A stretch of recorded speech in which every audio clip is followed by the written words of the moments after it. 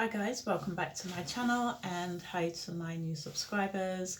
Hope you're all doing very well today. So today I just wanted to talk a little bit about, just share some information for those of us who, are not necessarily directly from Nigeria, just to share some information about IPOB and Biafra. And just, because sometimes people are wondering what's going on and they can't always, understand what's happening. So I just wanted to, first as an introduction, like if you type in what is IPOB, it tells you what comes up. So I'm going to read what comes up. Yeah, so you don't need to agree or disagree, just this is what comes up. So it says IPOB, which stands for the Indigenous People of Biafra, is a Biafran separatist organization in Nigeria. The main aim is to restore an independent state of Biafra in the southeast of Nigeria through an independent referendum. The group was founded in 2012 by Nnamdi Kanu, a British Nigerian and political activist known for his prominent advocacy of the contemporary Biafran movement. Here's where it goes on. I'm just going to read this little bit, yeah? So it says, supporters of IPOB are exclusively Igbo and has criticised the Nigerian federal government for its poor investment, inequitable resource distribution, ethnic marginalisation and heavy military presence in the Biafran region. So I'm going to stop there and just say a few things. So supporters of Biafra, supporters of IPOB are not exclusively Igbo. So that's incorrect right there. I think it's fair to say as well at this point that IPOB are now a proscribed group. So basically they've more or less been branded illegal by the Nigerian government. And they've had to fight a lot, almost on their own, in the sense that they haven't really received much support from other ethnic groups within Nigeria itself. And when you think about what they've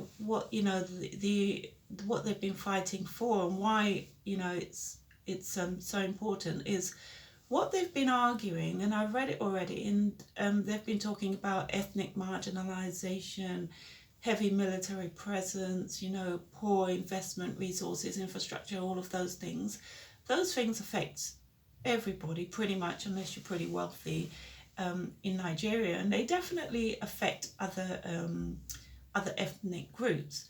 So one of the other largest ethnic groups are the Yorubas, right? So you would think that the Yorubas would also have been pretty vocal about these things and speak up and support them, and insist that maybe they're not prescribed and they're not illegal, and what they're doing, what they've been arguing for has been right. But they've been pretty silent. They really allowed, in a way, I'm going to say, so they've kind of allowed, the Igbo to, be marginalised, and have kind of turned a blind eye to it.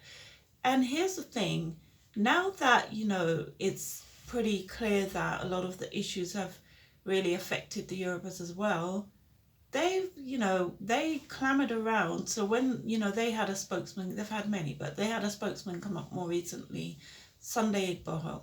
Now, Sunday to me just seems like the Yoruba version of Nnamdi Kanu, in a sense, right? And they're supporting him. So my question is, how comes you're able to support him and also support the idea around, Oduduwa Nation, but you couldn't support the Biafrans when they were saying what they were saying? So to me, it's like we really need to think about our integrity, and we really need to think about why it is that we can only seem to support people from our own ethnic group. And honestly, like some of the issues that IPOB have been complaining about, they've been justified in complaining about those issues, and you stayed silent. So you lacked empathy until it happened to you. And that is something that I think is quite common across the continent. So we're unable to empathise or recognise the sufferings of others until it happens to us, and then we're all vocal about it. But yet, we didn't say anything to our neighbour when it was happening to them. So when are we? So really, that's you know, that's really what I think about it, in the sense of it's a bit hypocritical.